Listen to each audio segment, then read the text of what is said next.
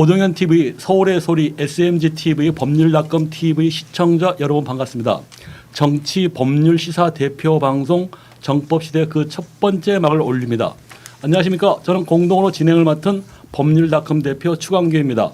앞으로 정법시대를 이끌 공동 진행자 두 분이 자신을 좀 소개하겠습니다. 네, 전 서울의 소리 법조팀장 정대택입니다. 안녕하세요. 네, 안녕하십니까. 저도 공동 진행을 맡은 검사를 검사하는 변호사 모임 대표를 맡고 있는 오동현 변호사입니다. 그럼 먼저 이 정법시대가 무슨 뜻인지 우리 오동현 변호사님 설명 부탁 좀 드리겠습니다. 네, 방송 타이틀을 저희가 이제 정법시대라고 정했습니다. 이렇게 정법시대라고 하니까 저기 한남동에 있는 우리 또 유명하신 김 박사님의 스승이신 천공이 또 저것들이 무슨 짓을 하나 이렇게 또 눈살을 찌푸리면서 저희를 또 지켜볼 것 같습니다. 아니면 뭐 도끼 눈을 뜨고 또 방송을 시청하면서 저희의 첫 번째 또 시청자가 되지 않을까 또 이런 생각도 합니다. 네, 정법시대 한자로는 네, 정사정, 법법 그리고 대시, 대신할 대자를 쓰는 정법시대는 천공의 정법시대와는 완전히 결을 달리하는 방송입니다. 정치 법률 시사를 대표하는 그런 방송을 뜻한다고 할 수 있습니다. 네. 우리 그러면 정 회장님, 정 팀장님이 이 정법시대의 특징이 또 어떤 게 있나 좀 설명 좀 부탁드리겠습니다. 정법시대 저는 법자가 삼수변에 갈것자 그 합쳐진 법이라는 것이요. 난 법 하면은 무시무시한 것이고 뭐 어려운 것 같은데 이게 보통 사람이 살아가는데 상식을 이렇게 모여놓은 거 아닙니까? 네. 뽑아서 그래서 물이 흐르는 대로 가야 된다는데 지금 대한민국 법은 그냥 그 판사 맘대로 검사 맘대로 그러니까 제 사건에 누가 그랬어요. 검사는 물이 아래서 위로 흐르듯 수사해서 기소하고 판사는 해가 서쪽에서 떠서 동쪽으로 뜬다고 판결한다. 이게 지금 대한민국 현실 같아요. 그래서 정법 시대를 통해서 이런 것들 좀 바로 잡아줬으면 하는 마음입니다. 네, 좋으신 말씀입니다. 자, 그러면은 이제 본격적인 이제 일부 막을 올릴 텐데요. 죄송합니다.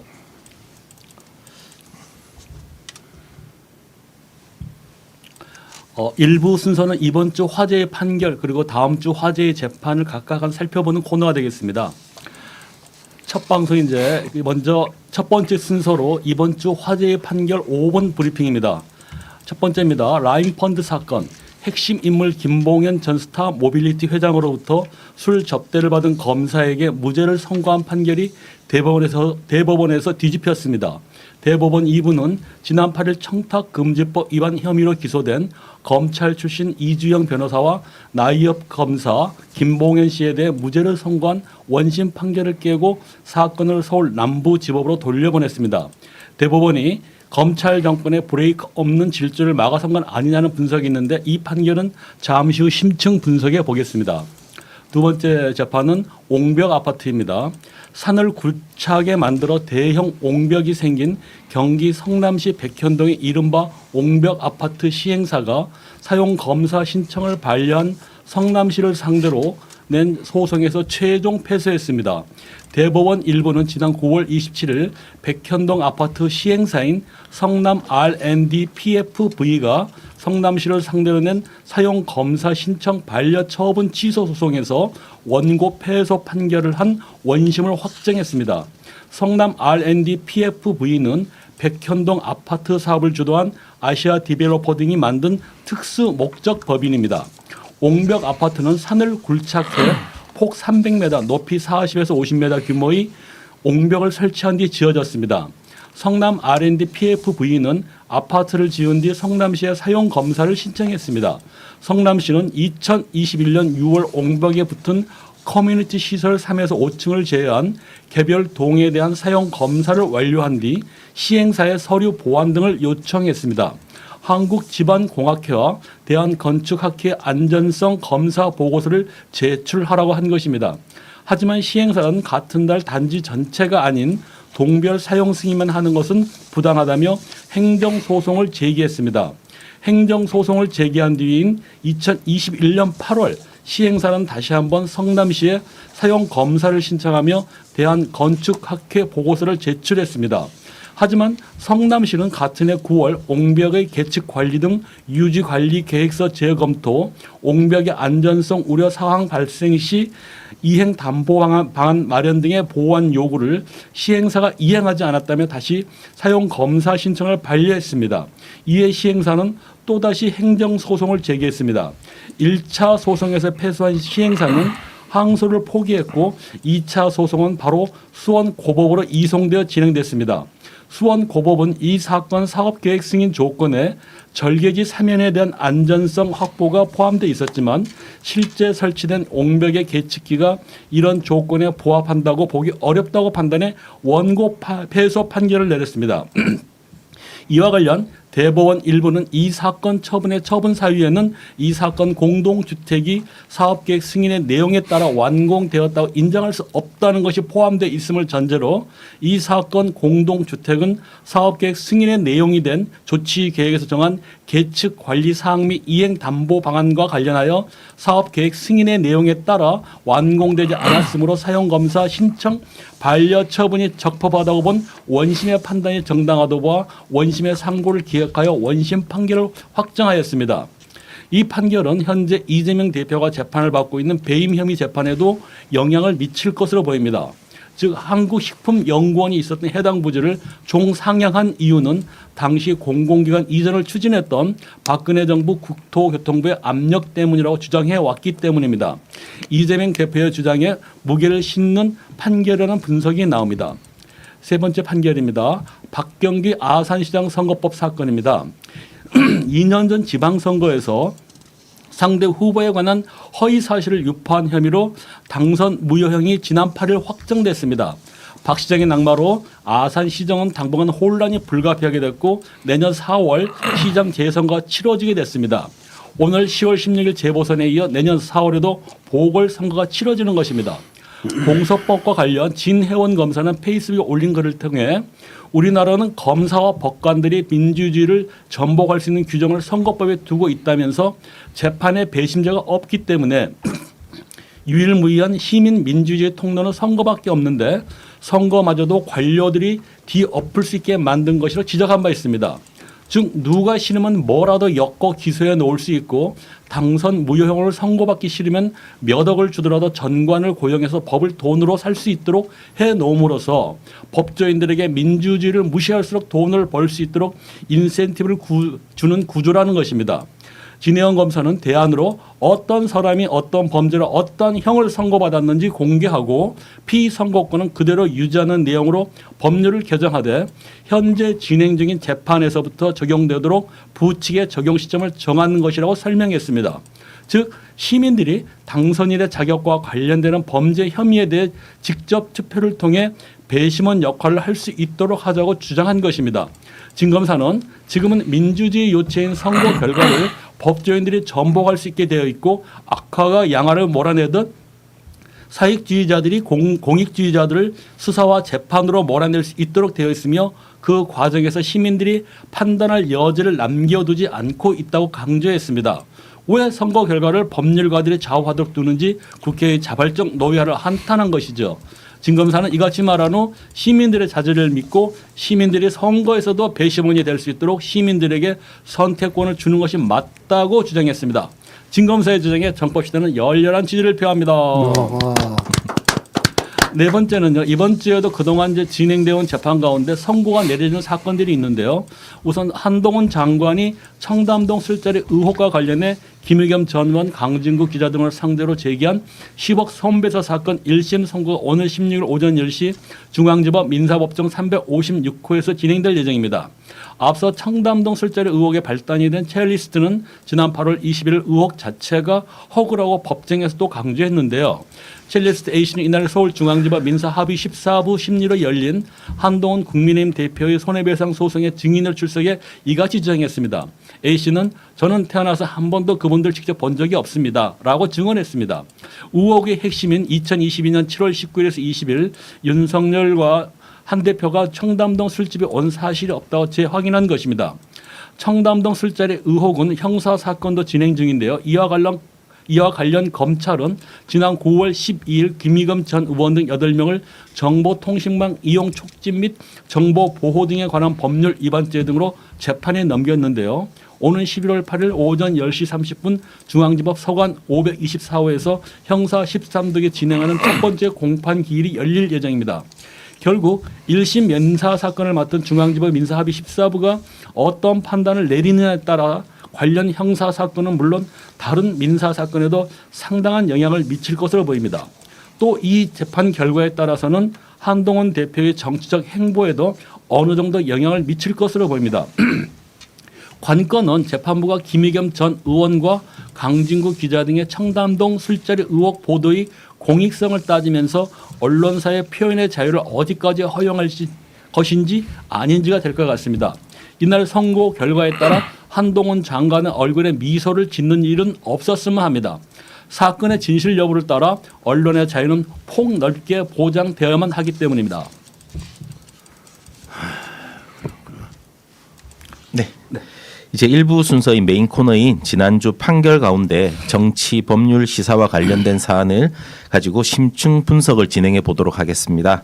이번 주 판결문 분석은 5분 브리핑에서도 소개됐지만 라임펀드 접대 사건입니다.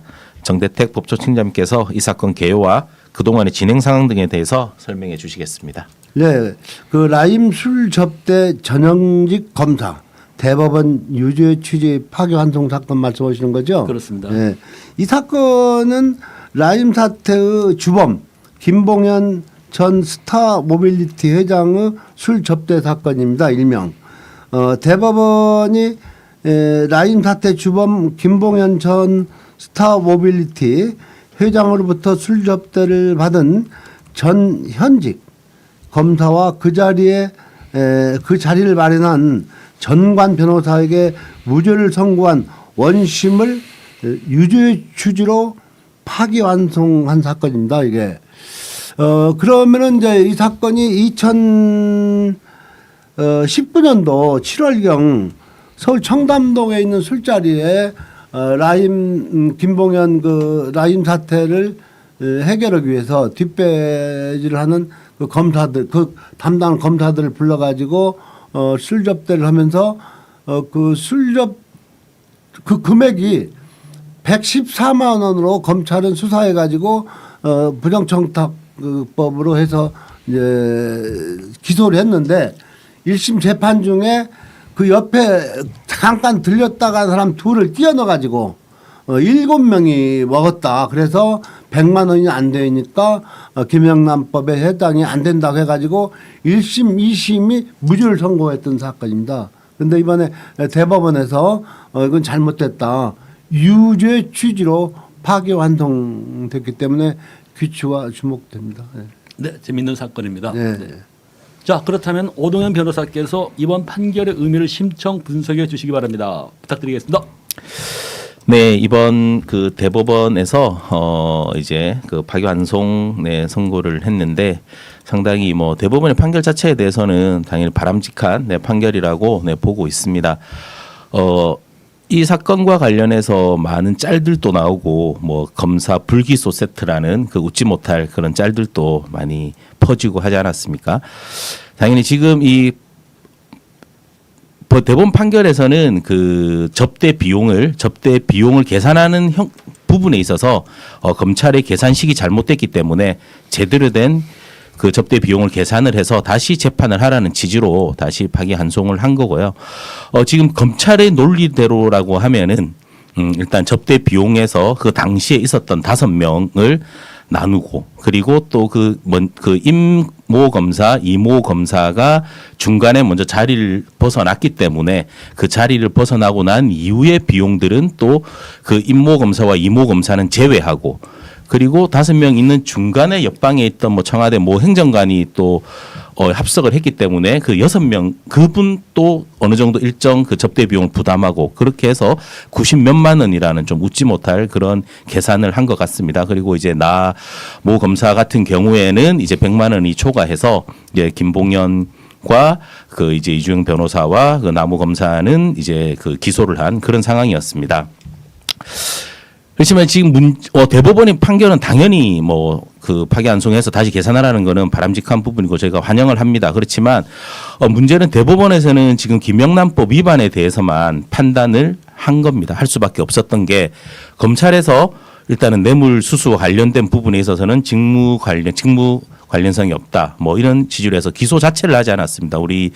우리 형사소송법은 뭐 검사가 기소 독점주의를 하고 있고 또 불고불리의 원칙에 따라서 검사가 기소하지 않은 그런 범죄 혐의에 대해서는 법원에서 전혀 판결을 할 수가 없기 때문에 뇌물수수에 대해서는 전혀 판결을 하지 않았고 오직 그 김영란법 위반에 대해서만 100만 원 이상 수수를 했는지에 대해서만 판단을 한 부분이 상당히 이 검찰의 어떤 부당하고 불법적으로 위법한 그런 어떤 너무나 광범위한 그런 어떤 권한에 의해 가지고 좀 봐주기식 그런 수사가 진행되지 않았나 이런 아쉬운 점이 있습니다.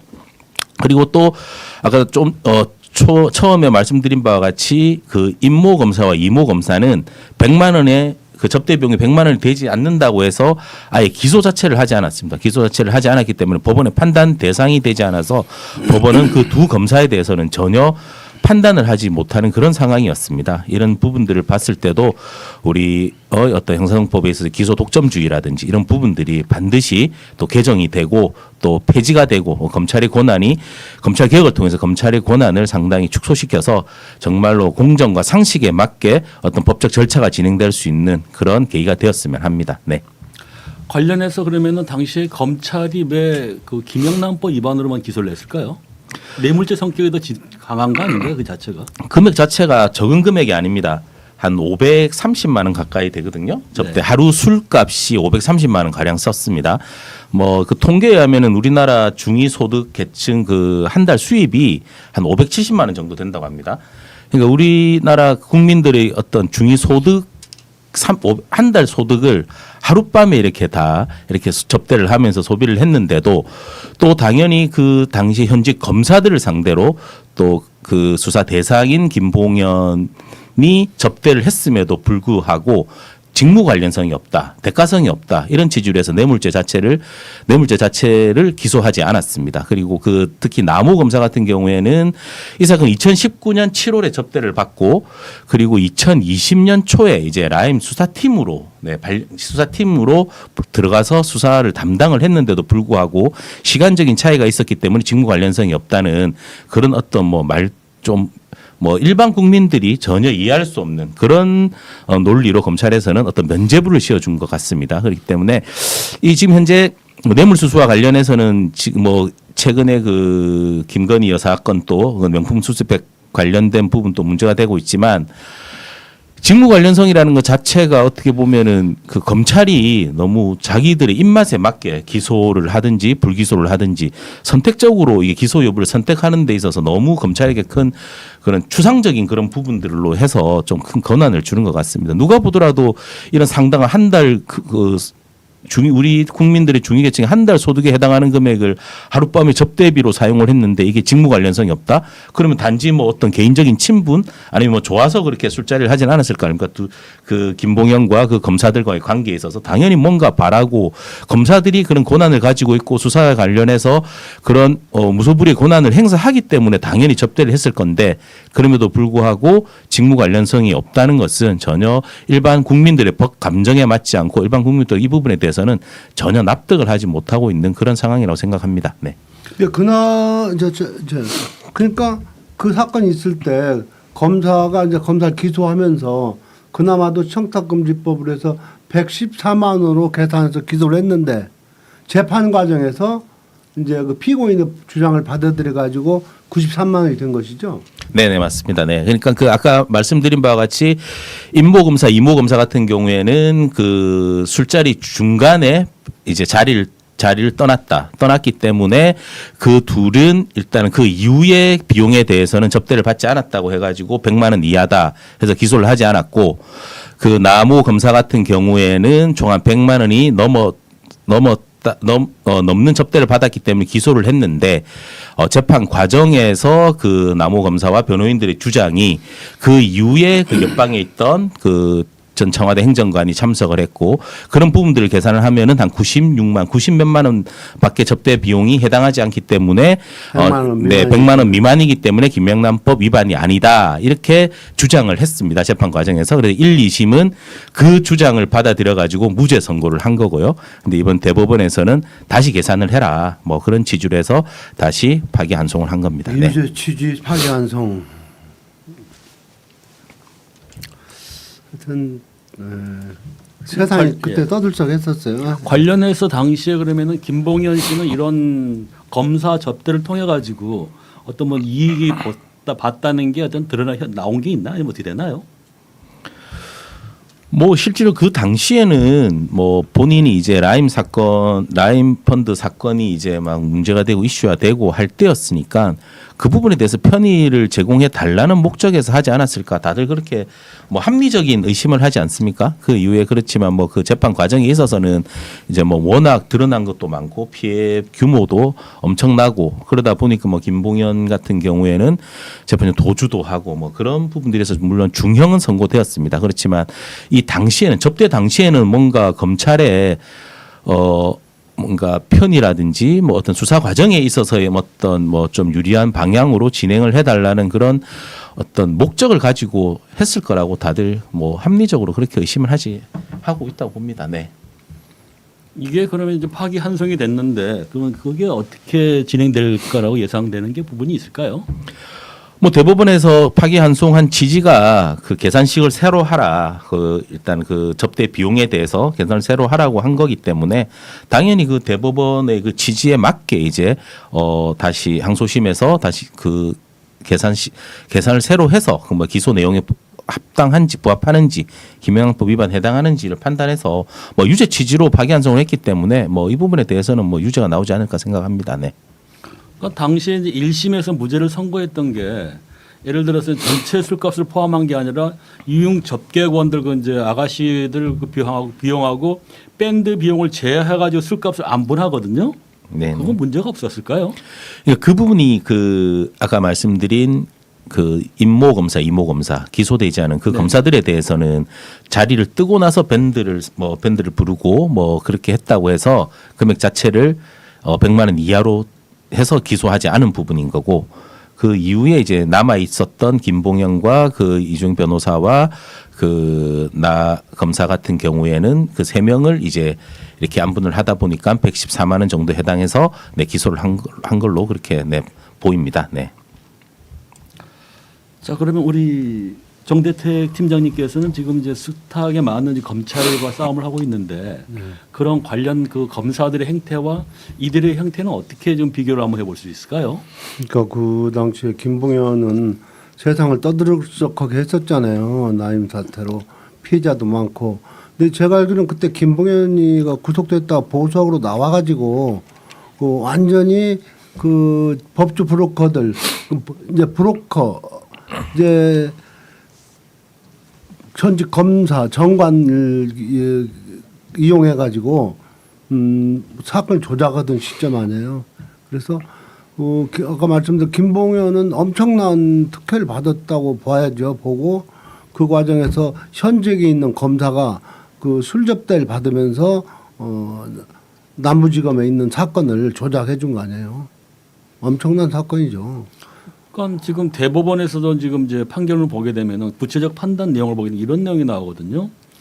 D는 이제 아마 이게 나이역 같은데 김봉현 같은데 다른 호실에서 자산 운용사 수혜사 대응 방안을 논의 중이었고 피고인 1이 누구냐면은 이게 이제 김봉현의 지시나 권유에 따라 이 사건 술자리에 잠시 머무른 것에 불과하므로 독립적으로 이제 향을 제공받았다거나 그 임모 변호 검사 같은데요.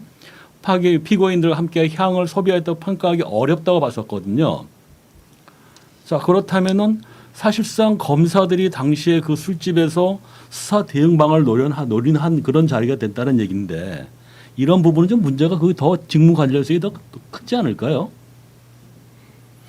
이것은 빙산의 일각이죠. 지금 그 나타난 것도 축소원해서 수사해서 기소한 했다고 보고요. 그럼 그때 이제 저기 자꾸 이제 그 뭐 정치판 4.4.5 파동처럼 그걸 뭐 나누기 해가지고 숫자로 뭐 어쨌든 뭐 114만 원으로 기소를 했는데 그나마도 재판 과정에서 옆에 있던 사람 둘이 왔다 갔다 하고 7으로 나눠가지고 93만 원으로 해서 무죄를 줬는데 이번 대법원에서는 어쨌든 유죄 취지 파기환송이 내려왔으니까 이 사람들은 분명히 어떤 방법으로든지 유죄를 받을 겁니다. 받을 것이고 아까 다른 검사들 예를 비교했는데 저는 이렇게 생각해요. 우리 변호사님도 계시지만 형사 사건이나 민사 사건이나 보면은 상대방 상대성이 있잖아요. 서로 양쪽이 다 백이 없고 돈도 없으면은 법대로 판결해요. 되게 99% 100% 해요. 근데 한쪽에 이제 이제 뭐 제 말을 꼭 표현하려고 해서가 아니라 제 사건 같은 경우에 상대방이 현직 검사가 붙고 현직 판사가 붙고 하면 그럼 100% 정관예우로 기울어지는데 오늘 정법 시대니까 저는 이 얘기를 꼭 한번 하고 넘어가겠어요. 헌법 103조는 법관은 헌법과 법률에 의하여 양심에 따라 독립하여 판단한다. 그렇게만 되면 좋은데 지금 판사가 뭐 성추행하고 뭐 성범죄도 저지르고 하는데 그런 양심 있는 판사가 어디가 있는가. 그래서 헌법에 그건 있는데 그다음에 형사소송법에 보면요. 형사재판은 증거재판주의 아니에요 변호사님? 네네. 307조는 그런데 형사소송법 308조는 모든 증거의 증명력은 법관의 자유심증에 의한다. 이게 바로 자유심증주의인데요. 전 여러 군데 뭐 제가 한 20년 이 법정 투쟁을 하면서 그것은 악법이다. 이 법은 없어져야 된다. 그러면서 현직에 있는 판사들하고 대화하다 보면 현직 판사도 이해해요. 그 법의 악용될 소지가 많다. 그런데 그 판사 얘기는 뭐냐면은 형법에 없는 것을 판단할 때는 그 자유심증주의가 발동한다 이건데 유죄 이제 억울한 판결문을 보면 끝끝에 자유심증주의의 한계를 벗어난 판결로 볼 수 없다. 이게 나오죠, 변호사님. 네네. 그러니까 그 판사가는 이제 헌법에 보장된 양심에 따라 독립을 판결했다. 검은 걸 희닥해도 그 증거 증명력은 판사가 증명하기 때문에 이의가 없다. 이런 내용이거든요. 변호사님 하여튼 이번에 저기 나중에 변호사님이 국회에 진출하기까지 너무 기다리기 어려우니까 누구 현직에 있는 변호사 그 법조인 잡고 해가지고 308조 한번 저기 폐기하든지 뭐 그걸 좀 그 개정을 하든지 해야 될 것 같아요. 네, 한번 확인해 보겠습니다. 네. 자 그러면 이게 지금 라임 펀드 사건이 어떤 이번 판결이 어떤 검찰 조직의 어떤 접대를 받는 관행에 어떤 경종을 울릴 거라고 보십니까? 어떻게 생각하십니까? 이거 어떤 의미가 있을까 이번 판결이 만약에 대법원 판결이 좀 파기환송이 됐기 때문에 검사들이 이제 스타하게 사실 많은 이제 그런 어떤 접대를 받는 걸로 좀 우리가 알고 좀 보여지는데 이게 어떤 그런 경종을 울릴까요? 아니면 또 걔들은 그대로 진행할까요? 제가 얘기할까요? 네. 우리나라에 제가 알고는 제가 기억하는 사법파동은 의정부 법원에서 일어나요. 의정부 현직에 있던 판사가 나와가지고 의정부에 있는 모든 거의 저 변론을 맡아가지고 룸사롱에서 검사 판사 앉아가지고 검사는 구형 얼마 하고 판사 얼마 한다. 이런 게 비일비재했어요. 그래서 그걸 거쳐오면서 많이 좋아졌고 그나마 이제 부산에 이제 범죄예방위원하고 뭐 어느 무슨 뭐 스폰서 검사님 뭐 이런 걸 해서 하여튼 진보되어 왔는데 지금 저 정대택이 사건만 봐봐요. 그 사건 민사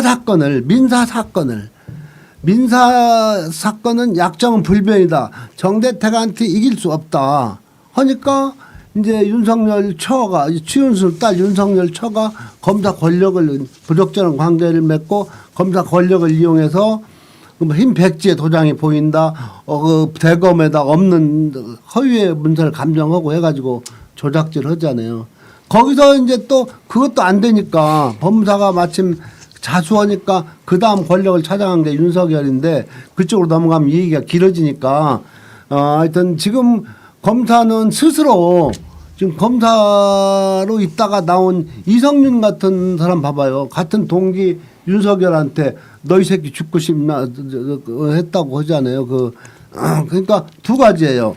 윤석열과 검찰총장 하면서 그 도이치모터스 그 관계를 수사하려고 하니까 너 눈에 베이는 겁냐 이 새끼 죽고 싶냐 했고 한동수 감찰부장이 그 고발 사주 사건하고 그 총장 장모 의혹 대응 문건에 대해서 감찰을 하겠다고 그 윤석열이 방에 들어가니까 발 딱 책상 위에 올려놓고 저기 놓고 가라고 하고 뭐 막말하고 했던 거 이것은요 특수부 지금은 거의 99% 그 조작해서 상대방에게 유죄를 이제 기소하고 그나마 형사 재판에는 형사 검사들은 나름대로 이제 그 자범들 하면서 법에 따라서 이문정 검사 같은 사람들, 진해원 검사 같은 사람들 뭐 그렇다고 봐야죠 뭐 다 그렇다는 건 아니고. 뭐 제가 생각에는 이번 대법원 판결이 일단은 그 접대 비용이라든지는 계산하는 시기에 있어서는 어느 정도 의미가 있다고 보지만 크게 달라질 것 같지는 않습니다. 그 이유가 앞에서도 말씀드린 바와 같이 일단은 법원은 검사가 기소를 해야지 사건을 맡아서 재판을 진행하게 되는데 이 사건에서도 그 이모 검사 같은 경우에는 그 희대의 그 불기소 세트라는 그런 정말 아무도 이해하지 못하는 기발한 계산식으로 해서 일단은 불기소하지 않았습니까? 또 만약 검사들이 접대를 받았을 때 검사뿐만 아니라 누구든 뭐 접대를 받았을 때 그 계산식을 또 어떻게 검찰에서 또 기발한 또 뭔가 면죄부를 주기 위해서 만들어 가지고 뭐 불기소해 버리면 법원이 어떻게 판단할 수가 없습니다. 법원이 재판을 할 수도 없는 부분인 거고 그리고 앞에서도 말씀드린 바와 같이 누가 보더라도 이렇게 상당한 금액을 하룻밤에 접대비를 사용했는데도 뇌물에 해당하지 않는다. 이게 검찰의 논리잖아요. 그렇다고 하면 검찰에서는 뭐 동일한 사건에 있어서도 직무 관련성이 없다. 대가성이 없다. 그래서 뇌물죄가 적용될 수 없다. 뇌물죄 불기소하고 그리고 뭐 김영란법 같은 경우에는 어떻게 해서든 뭐 100만 원 이하로 만들면 되잖아요. 뭐 검찰이 기발하게 또 뭐 이렇게 출입 시간이라든지 뭐 술자리에 뭐 이런 식으로 따지면 화장실 간 시간까지 다 포함시켜야 되지 않겠어요? 지금 검찰이 지금 계산은 동일하게 그동안 있는 시간에 동일하게 n분의 1로 나누는 형식의 계산인데 일반적인 그런 계산인데 뭐 지금 이와 같이 먼저 자리를 뜨고 뭐 그런 식으로 해서 계산을 한다고 하면은 뭐 전화 통화하러 나가고 화장실 가면서 나는 몇 잔 덜 마셨다. 뭐 그렇게 주장하면은 그 부분에 대해서 계산하고 해서 또 100만 원 이하로 내려보내고 뭐 그리고 실질적으로 접대하는 사람이 내가 다 마셨다. 뭐 그런 식으로 가버리면은 뭐 아무 의미 없지 않겠습니까 이게? 그러니까 지금 제 마무리 드리면은 저는 그래서 검찰 개혁과 관련해서 기소 독점주의 이 부분이 가장 큰 문제인 겁니다. 너무나 큰 무한한 권한을 검찰에게 줬기 때문에 뭐 검사가 문제 삼지 않으면 불구불리 원칙에 해가지고 아무도 뭐 법원에서 판단도 하지 못하는 이런 너무나 무한한 권한을 검찰에게 주었기 때문에 검찰이 이런 식으로 뭐 장난질을 할 수 있는 그런 법으로 이렇게 그런 권한을 줘버린 거잖아요. 그러니까 이런 부분들이 해결되지 않는 한 이 대법원 판결이 이래 나왔다고 하더라도 검찰의 어떤 그런 뭐 장난질은 계속될 거다. 저는 그래 생각을 합니다. 네. 우리 최 대표님 말씀은 이제 그 검찰의 조작질보다도 이제 이런 검사들의 행태에 대해서 이제 검사가 이제 룸사롱에 가서 이제 그렇게 고가의 술 접대를 받고 하는 것은 없어지지 않겠느냐, 좀 위축되지 않겠느냐 그런 것도 고려하시는 건가요? 그렇죠. 그 부분이 좀 아무래도 이제 좀 꺼려는 마음이 생기지 않을까 해가지고 이런 판결문이 자꾸 이제 쌓임을 해가지고 불고불리 원칙이 있다 하더라도 결국은 이제 그렇게 하게 되면 언제 처벌받을 수 있다. 사실 그 남호 검사 같은 경우 그때 이제 제가 취재를 했었는데 이분이 굉장히 겁을 당시에 그 취재하는데 굉장히 이제 한마디로 겁에 질려 있다 할까요? 그러니까 굉장히 경계한다 할까. 자기들도 그 죄가 된다는 걸 알고 있는 거죠.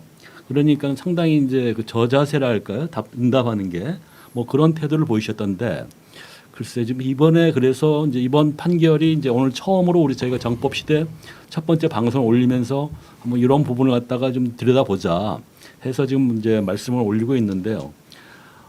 이게 참 우리 검사님들 보면은 그 전에 이제 뭐 변호사님이 잘 아시겠지만은 뭐 한 80년대 90년대만 하더라도 진짜 아까 의정부 같은 경우도 술집에 아예 그냥 퇴근하면 룸사롱 갔다 하더라고요. 네. 룸사롱 가가지고 변호사들이 사는 거니까 네. 변호사들이 이제 그러면서 자기들 술 먹으면서 피고인 누구 좀 뭐 이제 뭐 내일 선고야 봐줘. 뭐 이제 암묵적으로 네. 오가겠죠. 얘기를 절대 안 하지. 노골적으로 뭐 검사는 공판검사 구형 얼마, 판사는 얼마 선고한다는 거예요. 그렇게 거기까지 짰다는 거예요. 그러니까 말씀대로 지금 검사들이 각성해야 되는 것은 진짜 그 지금 우리 민심은 검찰청 없이 하는 거 아닙니까, 변호사님? 예, 검사들 지금 윤석열이가 정의로운 검사다. 윤석열이 수사한 거 전부 한번 까야 돼요. 윤석열이는 정의로운 판결 수사를 한 게 아니고 억압적으로 저기 뭡니까 조작질해서 사람은 여주를 수사해 가지고 그럼 덮어 가지고 다 지금 기소 붙이고 한 거 아닙니까? 야는 하는 얘기 있잖아요. 아무리 너희들이 잘났냐 털면 털린다. 털어서 검사는 한번 기소 붙이면은 법원에 가서 무죄 받을 때까지 너는 돈 잃고 시간 보내고 무죄 받을 때까지 너는 죽는다 그런 얘기 아닙니까? 지금 판검사들 하는 얘기는 그거예요. 제 재판도 판검사들이 일반 국민을 볼 때 너희들이 아무리 소리치고 법원 앞에 와서 만장을 들고 여기저기 진정을 내더라도 너희들 돈 떨어지고 힘 떨어지면 그만둔다. 그런 생각을 갖고 이런 피고인이나 그 민원인을 대하는 거예요. 그러니까 이거 지금 아까 이제 라임 사건은 이것도 한 걸음 더 들어가려면은 그 공소장도 한번 입수해보고 1심 판결문도 한번 입수해보고 그다음에 이제 대법원 파기환송 판결문도 입수해가지고 이제 같이 보면은 더 이제 분석할 수 있겠지만 지금 저기 법사위원회에서 검사 4명 탄핵하려고 하는 거 있잖아요. 네. 그 지금 나머지 이정석이니 뭐 다 했지만 지금 최근에 한 게 김영철이 아니야. 김영철 지금 북부지검 차장검사. 저기 제 사건 그 문서 지워진 거 있잖아요. 나 최은순을 사문서 위조죄로 고소한 거 있잖아요. 얘가 불기소했어요. 처음에 불기소한 애는 김영철 검사가 이상용이고, 예. 네. 김영철이가 2008년도에 동부지검에 있었어요. 있어가지고 그때 이제 2008년도 8월달에 그 법무사가 자수하잖아요. 녹취록 까고 이건 위조된 문서라 그래가지고 그 새로운 증거를 붙여서 새로 고소를 했거든요. 그 주인 검사가 수사 검사가 김영철이에요. 김영철이. 그래서 저도 이제 이 서울의 소리에서 김영철에 대해서 여러 번 방송도 하고 너희 방송 보고 있냐 하고 했는데 그 검사는 사람이 아니에요. 사람이 아니에요. 사람. 내가 겪어본 검사는 사람이 아니에요. 우리 검사님들이 기간이 간질간질하겠습니다. 저는 뭐 저기 내가 겪어본 검사 있잖아요. 그 처음에 홍기철이라고 하는 검사가 있는데 제 사건에 이제 일반 사건은 다 검찰에 고발하면 고소 고발하면 경찰서도 수사 주의하잖아요, 변호사님. 네. 저는 처음부터 검찰 홍기채가 동부지검 홍기채가 형사 일부 검사가 이제 수사하면서 그때 이제 정관 뭐 안강민이 뭐 변호사를 들이대가지고 이제 했잖아요. 한 번 이런 일이 있었어요. 가니까 김충식, 최은순, 백윤복 셋이 있어요. 휴 대표님 알잖아요, 셋 다. 네, 다 알죠. 그런데 검사 보고 김충식 사익군 왜 불렀냐 그랬더니 홍기채가 내가 필요해서 불렀다 이거야. 이런 사익군 왜 필요하냐. 이 새끼 내가 법만 없으면 당장 죽이고 싶다 그랬더니 판사 검사가 그 앞에서 죽이시오 하는 검사 있어. 그런 검사가 어디가 있어. 그 검사 말하다 좀 딸리면은 당신이 검사하시오. 그러고 이상용 보고 있냐 이 방송? 이상용이. 저도 이제 한번 그때 그 안소연 씨 있지 않습니까? 네, 안모 안소연. 씨. 네. 네. 그분이 이제 서울 고법에서 이제 그 재판을 재판할 때. 받는데 네. 제가 깜짝 놀랐던 게 엘리베이터를 타고 올라가는데 웬 여성분이 네. 붙어가지고 아주 곱살맞게 이제 아주 다정하게 네. 어머님 그러더라고요. 네. 나 누군가 했어요. 근데 그분이 검사야. 그 박진아 검사야. 이게 이분이 이제 그 직관을 해가지고 예. 원래는 이제 수사를 하다가 남부지검을 갔는데 예. 남부지검에서 이제 그 공판을 막기 위해서 왔더라고요. 근데 이분이 그 최은순 씨한테 어머님 하는데 난 진짜 난 자식인 줄 알았습니다. 자, 이런 식으로 이제 검사님들의 어떤 그런 행태들이 보이는데 대표님, 네. 님자 붙이지 맙시다. 네. 님자 공부하면 자, 하여간 이번 사건을 계기로 우리 검사들이 좀 좀 각성을 해서 좀 더 투명하게 이 일을 처리했으면 좋겠습니다. 말씀이 나왔으니까 박진아 검사가 누구냐면은 이제 치은순하고 그 치은순의 그 동업자 도촌동 사건 아니에요. 네, 그렇습니다. 이 많이 남아요. 도촌동 땅이 16만 평을 38억에 산 거예요. 그럼 따져봐요. 샘 빠른 사람들 38억에 사가지고 38억에 산 땅을 그 자리에서 잔금 주면서 48억 대출을 받아요. 신한저축은행에서 예, 예. 지금 바로저축은행 이제 거기다 10억을 얹어서 대출을 받잖아요. 그럼 가지고 이제 잔금을 주다가 돈이 되니까 이제 안수현을 엮는 거예요. 10건애가 누구냐? 이상중이라고 얘도 이제 윤석열이가 최은순한테 소개해 준 거예요. 그러니까 노덕봉이랑 아시죠? 저 2년 지역 갔다 나오니까 저 보고 최은순이가 지 사위가 그러니까 윤석열이가 소개해 준 변호사인데 일반 변호사 열보다 낫다. 그게 그 이상중이가 관련자들을 여기 전국 빌딩에서 불러다가 조작을 해서 고소를 시켜요.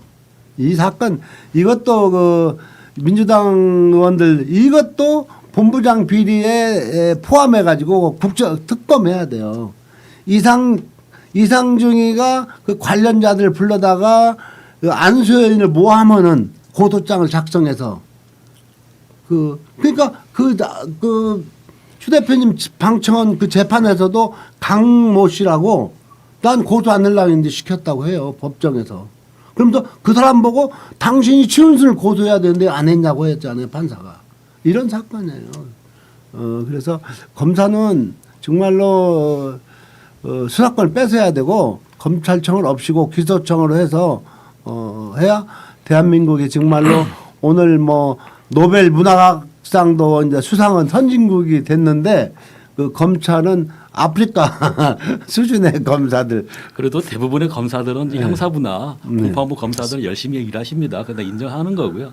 다만 이제 문제가 되는 어떤 소수의 정치 검사들 그리고 뭐 청탁을 받고 이렇게 술 접대를 받고 이런 사건에 개입하는 검사들이 문제인 거죠. 네. 자, 그러면 여기까지 정법시대 1부 순서를 마치고 쉬었다가 잠시 후 2부 순서 이슈인 코너에는 지난 10월 2일 박상용 검사 탄핵 청문회에서 이화영 전 경기부지사의 변호를 맡고 있으면서 증인으로 출석한 바 있는 김강민 변호사를 모시고 말씀 들어보는 시간을 갖도록 하겠습니다. 네.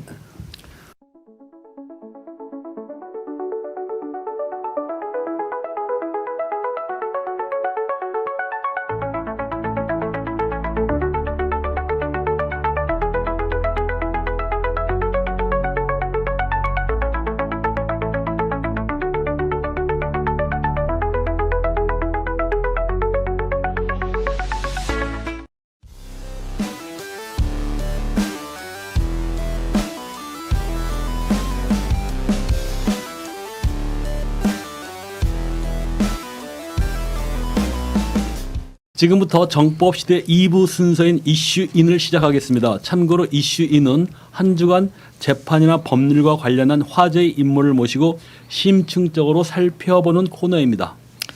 네, 먼저 이슈인 코너에 나오신 김광민 변호사님 자기소개 부탁드립니다. 예, 안녕하세요. 김광민입니다. 반갑습니다. 출연에 감사드리고요. 그날 그 10월 2일 날 보니까 우리 김 변호사님 페북 글을 보니까 그래 나한테도 넥타이와 구두가 있었다. 오늘만은 전투 복장으로 라고 적으면서 넥타이를 맨 모습과 정장 구두를 신은 모습을 올리면서까지 각오를 단단히 다지셨던 것 같은데 그날 청문회 출석하시면서 어떤 마음가짐이었나요? 예, 우선 뭐 제가 변호사긴 한데 돌팔이 변호사라 법원에 갈 때 넥타이나 구두를 잘 안 합니다. 잘 안 해서 그날 청문회 때도 노타이로 가려고 했었는데 그날 이제 국힘당 의원들의 뭐 강력한 공격이 좀 예상돼서 외모라도 좀 진중하게 보이고자 해서 이제 타이도 메고 구두도 신고 갔었고요. 그 청문회는 막상 갔더니 국힘당 의원님들이 좀 공부를 안 해오셨더라고요.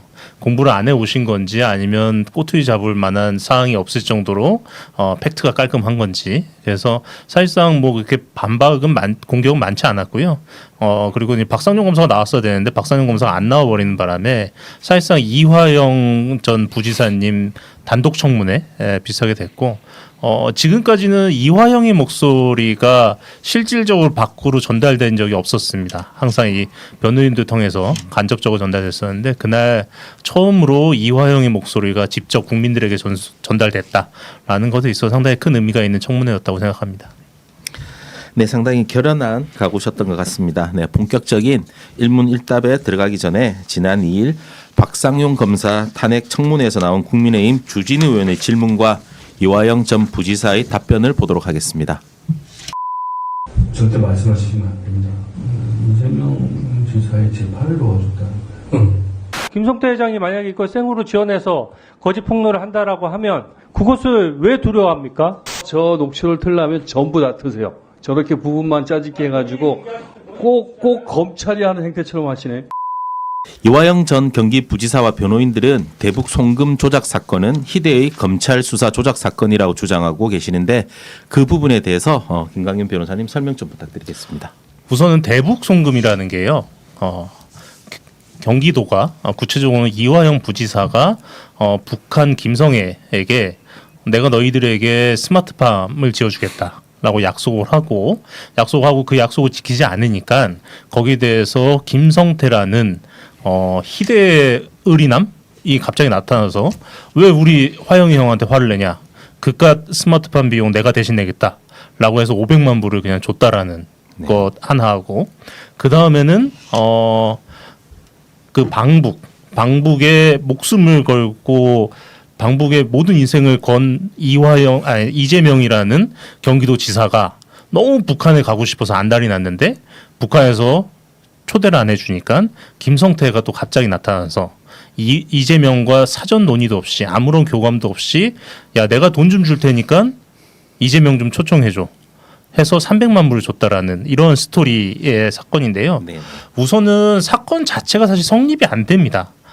나중에 좀 구체적으로 말씀드렸으면 좋긴 하겠는데 성립이 안 되고 존재할 수조차 없는 그 법률적으로뿐만 아니라 일반인의 상식으로도 존재할 수 없는 사건인데 이러한 사건이 김성태 등 쌍방울 일당의 아무 말 대잔치 그리고 검찰의 아무 말 대잔치의 사건화라는 과정을 통해서 수많은 압수수색, 수많은 사람들 구속, 그리고 수많은 쪼개기 기소를 통해서 지금 대한민국 역사에 남을 어마어마한 규모의 사건으로 변절돼 있는 사건이다 이렇게 생각합니다. 네, 설주환 변호사가 지난 8일 TV조선 유튜브 강펀치에 출연해서 이화영 전 경기도 부지사가 대북 송금 쌍방울 대납 사건 관련해서 이재명 당시 도지사에게 보고했다 이렇게 진술했다고 주장하는데 이에 대해서 한번 설명해 주시겠습니까? 우선은 설주환 변호사는 이렇게 말할 수 있는 경험이 없습니다. 무슨 말씀을 드리려고 하는 거냐면요. 설주환 지금 문제가 되는 이화영 부지사가 이재명 당시 도지사에게 보고를 했다. 라는 이 진술이 나온 거는 23년 6월 달입니다. 네. 6월 한 달 동안 9차례 정도의 진술을 받게 되는데 그때 나온 거고 특히나 구체적인 보고를 했다는 구체적인 진술은 6월 말경에 진술이 돼요. 네. 근데 설주환 변호사는 6월 그러니까 이 회유 압박에 의한 거짓 진술이라고 주장하는 네. 해당 진술이 이루어진 게 6월 7일경부터 시작을 하는데 그때 1회 조서 한번 참여를 했고 6월 12일 날 바로 사임을 했습니다. 네. 그러니까 이화영 부지사가 이재명 당시 지사에게 보고했다라는 내용을 주로 진술한 피신이 이루어진 시점에는 설주환 변호사는 이화영 변호인이 아니었어요. 아니었고 네. 검찰의 조사 동석도 그 당시에는 안 했고요. 그럼에도 불구하고 6월 초에 한 번 동석한 것. 그 이전에는 동석했지만 그 이전에는 허위 진술하기 전이었고 허위 진술할 당시에는 딱 한 번 조사 입회한 걸 가지고 마치 자신이 다 아는 것처럼 나와서 분명히 보고했다라고 네. 주장을 하니까 그럴 만한 경험적 경험이 없다. 이 부분 좀 지적해드리고 싶습니다. 실질적으로 그럼 설주환 변호사는 이 사건 관련해서 이화영 전 부지사님의 변호를 제대로 한 것은 아니었다. 그런 취지신 거네요. 네, 맞습니다. 네네네. 그렇기 때문에 뭐 자세히 내용을 알지 못하는데 이런 주장을 하는 게 맞지 않다. 네네. 이런 취지신 거죠? 네, 알겠습니다. 그리고 설주환 변호사가 검찰청 술자리 회유 의혹을 제기한 김강민 변호사님을 허위사실 공표로 고소했는데 이에 대한 입장은 어떠신가요? 예, 이 부분 제가 좀 길게 말씀을 드려야 될 것 네. 같은데요.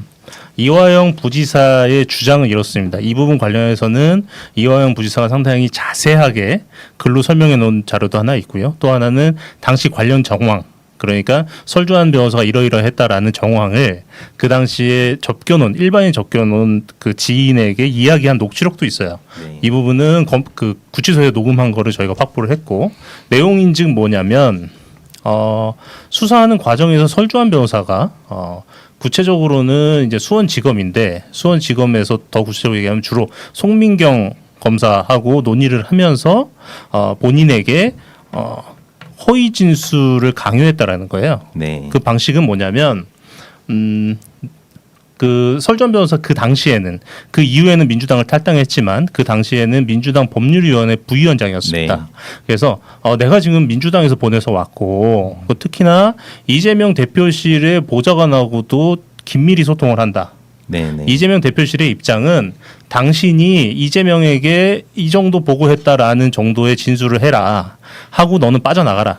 그럼 나머지는 이재명 측 변호인이 나머지는 반박해서 방어를 하겠다. 네. 네, 이런 내용이에요. 그래서 네. 이 부분에 대해서 이화영 부지사가 믿을 수가 없으니까 그리고 특히나 그 안에 구속된 있는 상황에서 설주환 변호사의 그 주장이 팩트인지 알 수 있는 네네. 방법도 없잖아요. 그래서 이제 여러 가지 방법으로 알려고 노력했는데 그 잘 소통도 안 되고 그런 과정 속에서 이화영 부지사가 설주환 변호사가 요구하는 대로 이재명 관련해서 진술해라라고 네. 요구하는 대로 진술하지 않으니까 거기 관련해서 나중에는 아예 종이에 진술 내용을 적어와서 주면서 이렇게 진술해라. 네. 라고 압박까지 했다라는 겁니다. 네. 네, 그렇게 했고 그렇게 하면도 이하영 부지사가 끝까지 진술을 안 하니까 나중에는 아예 대놓고 화를 내고 압박을 넣고 그렇게 네. 하다가 6월 초순경에 이제 진술을 시작하자마자 사임서를 내고 나가버렸다는 네. 이런 취지의 이야기고요. 제가 네. 이 이야기 듣고 이 이야기를 왜 공개하게 됐냐면 소위 말하는 연어술 파티 네. 이게 한참 이슈화 됐을 때 지금 이번에 설주환 변호사가 TV조선에서 나가서 인터뷰한 거와 비슷하게 또다시 보수 언론과 접촉을 해서 내가 당시 그 이화영의 변호인이었는데 네. 당시에 뭐 진술 회유 압박 이런 거 전혀 없었고 연어술 파티 이런 것도 전혀 없었다. 네. 내가 다 봤다. 이런 식의 인터뷰를 검찰과 해버렸습니다. 네. 그리고 검찰발로 그게 보수 신문에서 대서특필이 됐고요. 네. 그래서 이 부분에 대해서 설주환 변호사는 이화영 부지사의 말에 따르면 이러이러하게 오히려 검찰과 협의하고 합작을 해가지고 이화영에 대한 압박을 한 양반인데 네. 이 양반이 이런 내용의 주장을 하는 게 말이 되냐? 그거 신뢰할 수 없다. 이런 취지의 발언을 했고요. 그 발언에 대해서 자신이 명예훼손됐다라고 저를 고소를 했고 네. 이 고소건에서 짧게 좀 말씀을 더 네네. 드리면 이 건이 수원 남부경찰서에 네. 접수가 됐습니다. 그래서 수원 남부경찰서에 저를 이제 조사하겠다고 했는데 저 같은 경우는 이 사건은 이제 사실상 수원지검이 연관된 사건이잖아요. 네. 수원지검이 연관된 사건이기 때문에 수원지검 관할에서는 내가 조사받을 수 없다. 네. 제 주거지 또는 사무실 주소가 부천이기 때문에 부천을 이송해달라라고 네. 요청을 했고 수원 남부서에서는 그럴 수 없다. 해가지고 지금 거의 뭐 1년 가까이 제가 조사 거부하고 있는 네. 그런 상황입니다.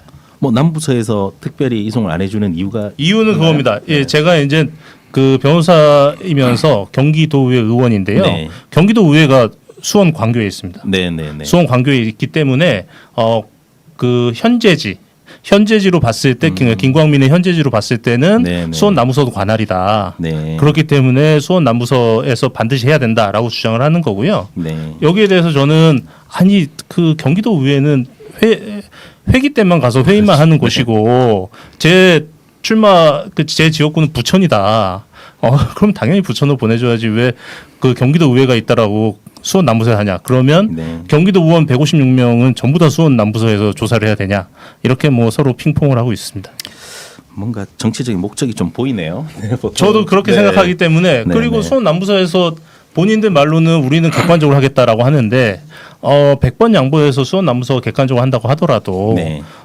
송치하면 수원지검으로 송치될 거잖아요. 네, 네. 근데 이 사건을 수원지검이 설주환 변호사와 함께 문제를 발생시켰다라고 이야기했고 그게 사유로 돼서 고소당한 사건을 수원지검에서 수사를 한다는 네. 건 전 도저히 받아들일 수 없는 일이죠. 네, 네, 네. 그럼 한 가지만 더 제가 여쭤보겠습니다. 그럼 설주환 변호사가 그 이화영 전 부지사에게 그런 식으로 이렇게 진술을 강요하고 하면 특별한 그런 계기가 있나요? 경위가? 그거는 이제 뭐 이게 여러 가지 추정되는 네, 네, 네. 부분들은 있는데요. 그 부분은 이제 그 당시하고 그 당시 직후와 그 이후에 설주환 변호사의 뭐 정치적 행보를 보면 좀 네. 누구든 이해하실 수 있을 네, 겁니다. 네, 그래서 네, 그 부분은 제가 굳이 이 자리에서 네, 네, 네. 말씀 좀 안 드리겠습니다. 예. 네, 알겠습니다. 자, 그럼 국힘 법률자문위원장인 주진우 의원이 지난 2일 국회 법사위의 박상용 검사 탄핵소추 조사 청문회에서 이화영 전 부지사와 김영태 변호사의 녹취록을 공개했습니다. 이후 이재명 대표, 이화영 전 부지사 그리고 김성태 전 쌍방울 회장을 뇌물공여, 정치자금법 위반, 청탁금지법 위반 혐의로 형사 고발까지 했습니다. 이 전 부지사는 녹취록이 이제 짜깁기다 이렇게 반박을 했는데 이에 대한 변호사의 입장은 어떠십니까? 정말 당황스러운 일이고요. 그 녹취에 대해서 우선 좀 말씀을 드려야 될 것 같아요. 그 녹취는 23년 7월 12일 날 수원구치소에서 김형태 변호사에 의해서 녹음된 녹취인 거고요. 그 김형태 변호사가 이제 접견을 가서 녹음을 한 건데 그 접견이 이루어진 배경이 있습니다. 네. 6월 말에 이제 최종적으로 이화영 부지사가 몇 날, 몇 월, 며칠, 몇 시 어디서 이재명 지사에게 대북송금 관련된 보고를 했다라는 허위 진술을 하게 돼요. 네. 허위 진술을 하고 나서 이화영 부지사 입장에서 어떤 상황이었었냐면 일단은 이 진술은 했고 그러면 여기에 대해서 어쨌든 민주당에서 대응을 해야 되는데 민주당에서 대응을 제대로 못하는 것 같다라는 느낌이 또 들고 네, 네. 일단 일이 커졌다 뭐 이런 여러 가지 불안 속에서 그 당시 가장 신뢰할 수 있었던 김명태 변호사에게 접견을 요구를 합니다. 네. 요청을 해서 김명태 변호사가 오고 김명태 변호사한테 이제 내가 검찰의 회유 압박을 통해서 이렇게 진술을 해버렸어요라고 이야기하는 네. 내용이에요. 네. 내용인데 그때는 우선 뭐 한 두세 가지 정도를 고려를 해야 되는데 첫 번째는 김성태 쌍방울 전 회장이 아무 말 대잔치를 해버렸고 네. 아무 말 대잔치 중에 뭐 이런 것도 있습니다. 이재명 지사의 선거법 위반 사건 대법원에서 최종 무죄가 났던 사건인데 이 사건 관련해서 내가 이재명의 무죄를 받기 위해서 뭐 대법관한테 몇 억을 줬니 네, 네. 1심 판사한테 몇 억을 줬니 이런 얘기를 막 해버려요. 네. 말도 안 되는 소리인데 이화영 입장에서는 김성태가 말도 안 되는 소리를 해도 검찰이 이건 맞아라고 하고 수사를 해서 들어가면 사실로 둔갑해버리는 모습들을 봐왔거든요. 네. 봐왔기 때문에 이게 너무 무서운 거예요. 김성태의 저 아무 말 대잔치가 또 어떻게 사건화돼서 네, 이재명 민주당 자신을 어떻게 공격할지. 그러니까 이게 너무 무서운 상황이 하나 있었고 또 하나는 이미 본인의 의지와 달리 이제 사실이 아닌 진술을 해버렸고 그 진술은 이재명 대표에게 불리한 진술이었고 네. 그 상황 속에서 김영태 변호사한테 내가 왜 이런 진술을 할 수밖에 없었는지 좀 핑계를 좀 대야 되는 상황이었습니다. 네, 네. 그래서 이런 얘기가 나오는 거예요. 뭐 김성태가 이런 얘기도 하고요. 뭐 대법원에 로비도 했다고 하고 광장이라는 조직에 돈도 냈다고 하고 막 그런데요. 저는 이 상황이 너무 무서워요. 솔직히 두렵습니다. 이 얘기는 그렇기 때문에 제가 어쩔 수 없이 허위 진술했어요라고 얘기를 하는 건데 네. 이 얘기의 핵심은 그 앞단에 있는 검찰과 김성태가 나를 이러이러하게 회유 압박을 했습니다. 협박을 했습니다. 이 부분인데 네. 이 부분 다 자르고 네. 거기에 대해서 김성태가 이랬대요. 두려워요. 이 부분만 잘라서 네. 이야기를 해버린 거예요. 네. 예, 그래서 우선은 짜집기 문제. 예, 이 부분은 그동안에 수원지검이 사건을 왜곡시켜왔던 모습과 똑같은 모습을 주진우 네. 의원이 국회에서 했다. 이 부분이 네. 하나가 있고요. 네. 또 하나는 그 녹취 파일의 출처입니다. 네. 네. 이게 어떻게 되는 거냐면 저희가 이제 그 9월 25일 경에 이화영 변호인단이 법원에 제출한 파일입니다. 네. 제출할 때 저희도 많은 고민을 했는데요. 그러니까 주진우 의원이 짜집기 한 그 부분은 덜어내고 편집을 해서 제출할까 이런 고민도 했었는데 네네. 어쨌든 사건 자료는 공정하게 우리가 검찰이 하는 짓을 할 수는 없다. 전부 내자 해서 냈고 낸 취지는 이렇습니다. 7월 12일이라는 일자가 중요한데요. 뭐냐면 검찰은 지금까지 계속 해온 얘기는 이화영의 그 왜곡된 진술 이게 팩트고 네. 이게 팩트고 여기에 대한 양심 선언이 가짜다. 네. 거짓 양심 선언을 한 이유는 이화영의 배우자와 민주당 관계자들의 회유 압박에 의한 거다라고 주장을 해왔는데 네. 검찰 스스로 주장하는 그 이화영 배우자와 민주당의 회유 압박은 7월 12일 기준으로 훨씬 후입니다. 네. 그 저희 주장은 7월 12일 그러니까 검찰이 민주당이 접근했다고 얘기하기 훨씬 전에 이미 이화영은 검찰의 회유 압박을 토로하고 있었다. 네. 그러니까 이화영의 양심 선언이 팩트다. 이걸 주장하기 위해서 법원에 제출한 거고요. 네. 그렇다고 하면 법원에 제출된 서류가 그 당시에 이제 그 저희 공범관계에 있는 방용철 쌍방울 부회장도 네. 공범관계에 있는데 그쪽에서는 열람 등사하기 전이었습니다. 네. 전이었기 때문에 이 서류를 갖고 있는 사람은 저 김영태 변호사 네. 그리고 제가 오마이뉴스와 인터넷 유튜버 빨간 아재에 네. 제공을 했어요. 네. 이렇게 네 군데 그다음에 법원 마지막으로 검찰 이게 6 네. 주체밖에 이 파일을 갖고 있지 않을 텐데 네. 이거를 주진우 의원이 틀었다고 하면 검찰에서 제공했을 가능성이 상당히 크다. 네, 네. 예. 그리고 검찰에서 제공한 파일을 짜집기를 해서 네. 그 국감 청문회 자리에 틀었다라는 것은 거의 이거는 국회의원이 아니라 네. 검찰의 대리인 노릇을 했다. 네. 이러한 문제점이 있는 거죠. 네. 그러면은 변호사님은 이제 이 사건이 이재명 대표 죽이기를 한 조작 수사라는 판단하고 계시는 건지. 네네. 그러니까 저희가 볼 때는 사실 이제 이화영 부지사가 지금 이재명 대표로 가는 그 선을 막아선 어떤 방벽 역할을 하고 있다고 보이거든요. 그러면 결국 이제 검찰은 그 뒷단에 있는 우리 이제 이재명 대표를 노리는 건데 이 부분에서 이제 그런 조작 수사라는 판단하시는 건가요? 네네. 조작 수사라는 판단을 하고요. 제가 이제 서두에 이 사건은 법리적인 문제가 아니라 상식으로 생각해도 존재할 수 없는 사건이라고 말씀드렸는데 그 이유가 뭐냐면 이화영이라는 사람은 경기도 평화부지사였는데 이분의 이제 커리어를 살펴보면 대북 전문가입니다. 17대 국회의원을 했었는데 네. 그때도 대북 문제에 대해서 핵심적인 역할을 했고 그 이후에도 쭉 대북 관련된 활동들을 해온 사람이에요. 대한민국에 몇 안 되는 대북 전문가인데 자 스마트팜 그 스마트팜이 북한에 건설되거나 혹은 북한의 스마트팜 비용을 지급하기 위해서는 유엔에게 그 제재 면제를 받아야 됩니다. 그렇기 때문에 네. 이 부분은 이화영이 모를 수가 없어요. 그러니까 100번 양보해서 이화영이 북한에 가서 야 내가 스마트팜 적어줄게 혹은 스마트팜 비용을 줄게 라고 이야기를 했다고 하더라도 이거는 전제는 대북 면제가 깔려 있는 겁니다. 유엔 제재가 면제되면 건건히 면제 신청을 해서 면제를 네. 받을 수도 있고 못 받을 수도 있는데 유엔 제재가 면제가 되면 내가 이걸 해줄게. 요게 전제가 되는 거예요. 그런 사실도 없지만 100번 양보해서 그렇게 얘기했다고 하더라도 근데 검찰 얘기는 이화영이 오늘 얘기했고 한 달 후에 김성애가 아니 스마트팜 돈 준다고 해놓고는 왜 안 줘? 라고 난리를 쳐서 김성태가 야 우리 화영이 형 욕하지 마. 내가 줄게. 이랬다는 거예요. 네. 예. 대북제재 면제 시도도 없었고 그거 대북제재 면제가 한 달만 되는 것도 아니고요. 예.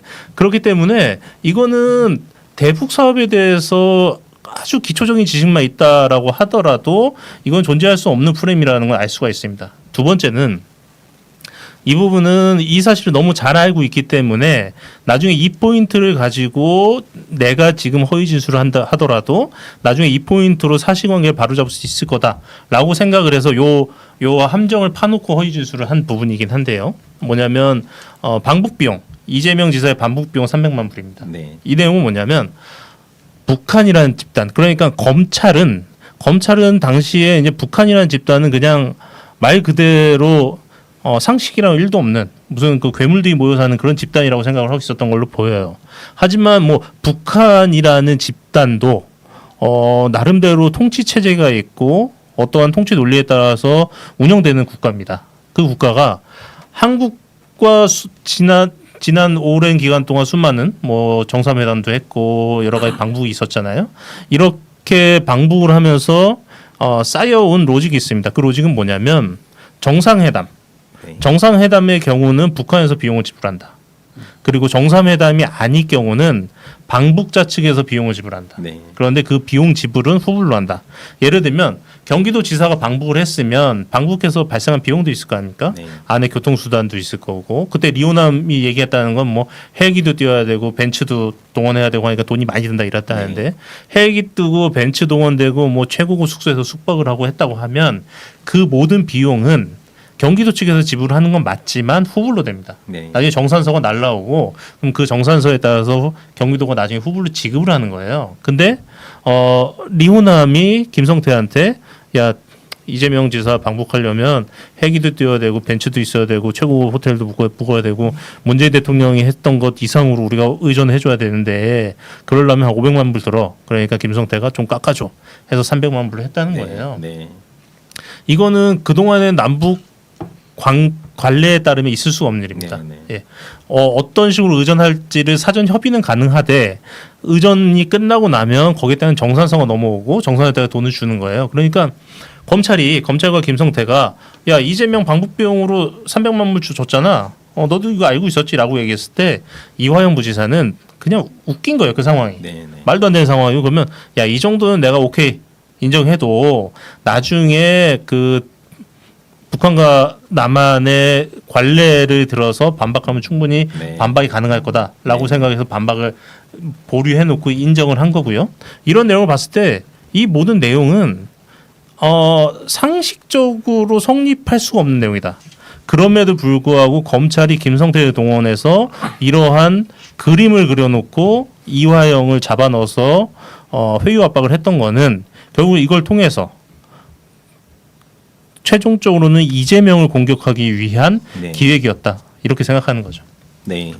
그럼 만약에 그 김성태 회장 같은 경우에 그게 자기가 그 검찰이 이렇게 봐주지 않았다면은 형량이 어느 정도 나왔을 것 같습니까? 김성태 회장은요 형량의 문제가 아닙니다. 무슨 얘기냐면 김성태 회장이 실질적으로 북한에 돈을 주긴 준 것 같아요. 주긴 준 것 같고 그 돈을 준 이유는 저희가 판단하기에는 나노스라는 회사를 대북 테마주로 만들어서 주가 부양을 하기 위한 목적 등이 주요 목적이었다고 보이는데 북한에 돈을 주고 특히나 북한 지도부에게 돈을 줬다라는 것은 유엔이나 미국의 대북 제재를 정면으로 위배하는 사건입니다. 그렇다고 하면 쌍방울이라는 김성태가 이제 회사 돈이 아니라 자기 돈을 했다라고 주장을 하긴 하지만 미국 입장에서 저 극동 지역에 있는 조그마한 대한민국이란 국가의 조그마한 쌍방울이라는 기업 오너가 우리의 제재를 무시하고 북한에 수백억 달러를 줬다. 이 내용이 밝혀진다라고 하면 이거는 쌍방울이라는 회사 자체의 존립이 문제되는 그 정도 수준의 문제예요. 네. 이게 외환 민바주의니 그 국가보안법 위반이니 해서 김성태 개인에게 들어갈 형량의 문제를 떠나서 김성태의 전 재산인 쌍방울이나 기업 자체가 날아갈 수 있는 그런 상황이고 이런 상황을 지금 대한민국 검찰이 전부 다 카바쳐주고 있는 상황인 거죠. 김성태 입장에서는 개인적인 그런 어떤 처벌 수위뿐만 아니라 그동안 쌓아왔던 재산이라든지 상방울 기업에 대한 그런 위협도 있기 때문에 충분히 그런 회유에 의해서 이런 진술을 했을 수도 있다. 그런 합리적인 의심을 하시는 거죠. 그랬을 가능성이 매우 높고 실제로 그러한 모든 위험성을 검찰이 다 해치시켜 주고 있으니까요. 네. 알겠습니다. 네. 그리고 지금 현재 이화영 전 경기부지사 수원고등법원에서 항소심 진행 중이죠. 네, 맞습니다. 네, 지금 항소심은 지금 어떻게 진행되고 있습니까, 지금? 항소심 관련해서 지금 한 몇 시간 전에 네, 네. 몇 시간 전에 좀 뭐 저에게 있어서 매우 충격적인 네. 뭐 소식이 하나 전해졌는데요. 다음 재판이 7월 17일이고 네. 그 다음 재판을 24일로 지정을 했습니다. 10월 24일. 예, 그런데 17일 재판에서는 이제 김성태 쌍방울 회장의 증인신문이 예정돼 있었는데 네. 오늘 갑자기 법원에서 성명이 날라와서 24일 날도 재판을 할 거고 네. 24일은 김모 씨라는 대북 사업가를 네, 네. 직권으로 증인 신청을 하겠다. 네. 그래서 재판부 20분 그 피고와 피고인과 검찰 20분씩 해서 1시간 증인 신문을 하고 네. 이날 변론을 종결하겠다. 그러니 항소심 재판을 마무리하겠다. 예, 그러니까 24일 날 10월 24일 날 얼마 안 남았죠. 네, 네. 종결할 테니 최후 변론도 준비해라. 네. 라는 성명이 왔어요. 네, 그래서 저는 이렇게 그 결심 공판이 재판정에서 뭐 지정되는 게 아니라 성명을 통해서 지정되는 것도 매우 이례적이고 네. 그리고 지금 항소심 관련해서 이슈가 상당히 많이 있습니다. 네, 예, 최근에 뭐 그 청문회에서 하동혁이라는 대북 네, 사업가가 나와서 필리핀에서 리오나에 안 왔다라는 증언을 한 부분도 있고 네. 또 하나는 뭐 연어술 파티 관련해서 쌍방울 쪽 그 법인카드 사용 내역이 네. 뭐 제출돼야 되는 부분도 있고 여러 가지 부분들이 있는데 지금 재판 시작한 지 3, 4개월밖에 안 지난 상황에서 네. 갑자기 이렇게 느닷없이 변론을 종결하겠다라고 네.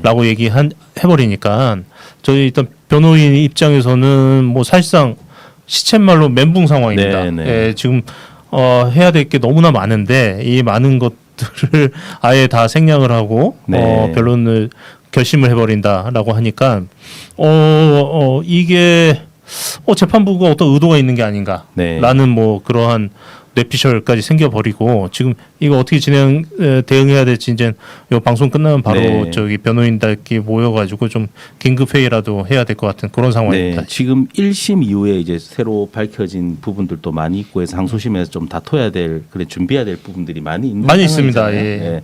그런데도 불구하고 법원에서 성명 준비 명령으로 24일 결심하겠다. 네. 네, 그렇게 지금 오늘 성명 준비 명령이 날라왔다. 그렇습니다. 이 말씀이신 예, 거죠? 예. 네, 상당히 이례적이네요. 이례적이죠. 네, 네, 네. 뭔가 재판을 빨리 마무리하려고 하는 그런 의도가 좀 보이는 것 같은데. 예, 예. 네, 네. 그러면 항소심에서 뭐 이제 원심하고 달리 뭐 새롭게 밝혀진 내용 같은 게 있나 어떻게 됐나 모르겠습니다. 여러 가지 있습니다. 여러 가지 있고요. 뭐 간략하게 몇 가지 말씀드리면 우선은 뭐 요즘 언론에서 많이 이슈가 됐었던 19년 7월 필리핀 대회에 리오남이 왔었냐 안 왔었냐 이 부분이 있고요. 사실 리오남의 존재 여부는 그냥 단지 리오남이라는 사람이 그 자리에 있었냐 없었냐의 문제가 아니에요. 이 부분은 이재명의 방북 비용 300만 불. 요 논의가 그 자리에서 리오남과 김성태 사이에서 진행됐다라는 네. 거거든요. 그래서 그날 그 자리에 리오남이 없었다라고 하면 그 이재명의 방북 비용 300만 불은 그냥 통째로 날아갑니다. 그렇기 때문에 너무나 중요한 사안이고 네. 관련해서 리오남이 있지 않았다라는 여러 가지 간접 증거들이 상당히 많이 나왔고요. 뭐 예를 들면 국정원 문건이 됐든 경기도 문건이 됐든 아주 많은 부분에서 나왔고 아까도 말씀드렸듯이 청문회에서 최초로 지금까지는 간접 증거였다고 하면 청문회에서 최초로 하동혁이라는 대북 사업가가 당시 자리에 자기가 있었고 리오남의 얼굴을 내가 알기 때문에 찾아봤고 네. 송명철이 리오남이 왔냐고 물어까지 봤다라는 직접적인 증거까지 나왔습니다. 네. 그래서 이 부분에 대해서 반드시 법원에서 다시 한번 네. 현출이 돼야 되는데 이 부분도 지금 현출이 안 되고 있는 상황이고 북한에 줬다라고 하는 돈들 해당 돈들이 다 맞춰보면 금액이 좀 다르다. 빠지는 부분이 상당히 크다. 이런 또 새로운 주장과 근거들도 나왔고요. 이렇게 여러 가지로 봤을 때 지금 항소심에서 다퉈야 할 부분이 상당히 많습니다. 네, 네. 많이 있고 아마 지금 항소심 법원은 이화영 부지사의 구속 기간이 이제 12월까지이기 때문에 구속 기간 전에 무조건 재판을 끝내겠다라는 그러한 취지인 것 같은데요. 네. 사실 구속 기간이라는 것은 그 사람을 잡아놓을 수 있는 기간이지 네, 네. 그 기간 내에 그러니까 이화영을 잡아놓을 수 있는 기간 내에 재판은 무조건 다 끝내라. 이런 내용은 아니거든요. 맞습니다. 네, 네. 기간이 지나면 그 다음부터는 구속되지 않은 상태에서 재판을 진행하면 되는 건데 이게 너무나 이제 12월 안에 그러니까 10월 뭐 24일 날 재판 종결하고 한 달 정도 판결문 써서 12월에 선고를 하겠다라는 네. 취지로 보입니다. 네. 보기 때문에 이 부분은 지금 특히나 이 사건 같은 경우는 뭐 대한민국에 있어서 그 대한민국 향후 미래에 있어서 너무 중요한 사건인데 네. 이렇게 중요한 사건을 이렇게 뭐 번개불에 콩고 먹듯이 후다닥 하겠다라고 하는 것은 도저히 납득하기 좀 어려운 일이죠. 네, 보통 일반적으로도 뭐 구속 기간이 뭐 만기가 되어 간다고 하더라도 뭐 추가로 재판 중에 뭐 증인 신문이라든지 뭐 증인 신청 등이 할 게 많으면은 뭐 보석 상태에서도 계속해서 실체 진실을 밝히기 위해서 하지 않습니까? 예, 맞습니다. 근데 이렇게 중요한 사건을 구속 기간이 있다는 이유로 이렇게 빨리 마무리하려고 한다는 게 상당히 좀 이례적이고 네. 그리고 사실 한 가지 네. 더 말씀을 드리면 이제는 뭐 대북 송금 사건에서 이 사건의 공범은 아니지만 사실상 이게 핵심적인 당사자인 안부수 회장 있지 네, 않습니까? 네. 안부수 회장은 항소 그 보석 상태에서 지금 재판을 받고 있어요. 네. 구속됐다가 그렇다고 하면 이광 부지사도 당연히 보석 네, 상태에서 재판을 장기적으로 쭉 끌고 나가서 구체적으로 자세히 살펴보고 재판을 해도 되는 건데 네. 지금 유독 이화영 사건만 관련해서 지금 김성태, 방영철, 안부수 전부 다 그 네, 네. 보석으로 나와 있는 상황입니다. 그래서 관련 핵심 당사자는 전부 다 보석을 풀어주고 보석 상태에서 여유 있게 재판하고 있는데 이화영 부지사에 대해서만 이렇게 구속 상태에서 반드시 재판을 끝내겠다라고 고집 부리는 것이 좀 이해할 수 없죠. 예. 네, 그렇습니다. 네. 네, 그럼 마지막 순서로 우리 또 이화영 전 경기부지사님을 많은 분들이 응원하고 계신데, 네, 응원하기 위해서 또 어떻게 하면 되는지 그리고 시청자분들께 좀 하고 싶은 말씀 있으면 좀 해주시기 바랍니다. 우선은 제가 지난해 8월부터 재판에 들어왔으니까요. 지금 1년이 좀 넘는 기간인데 사실은 지난해 8월을 생각을 해보면 지금 이 상황은 정말 천지개벽할 상황이었습니다. 지난해 8월은 그 누구도 이화영이라는 사람에 대해서 관심을 가져주지 않았고 언론에서 이화영에 대해서 제2의 유동규다. 네. 이재명에 있어서 가장 큰 리스크다라고 이렇게 얘기를 했고 뭐 민주당 관계자들, 민주당 지지자들 포함해서 그 누구도 이화영에 대해서 응원조차 하지 않고 관심조차 주지 않았습니다.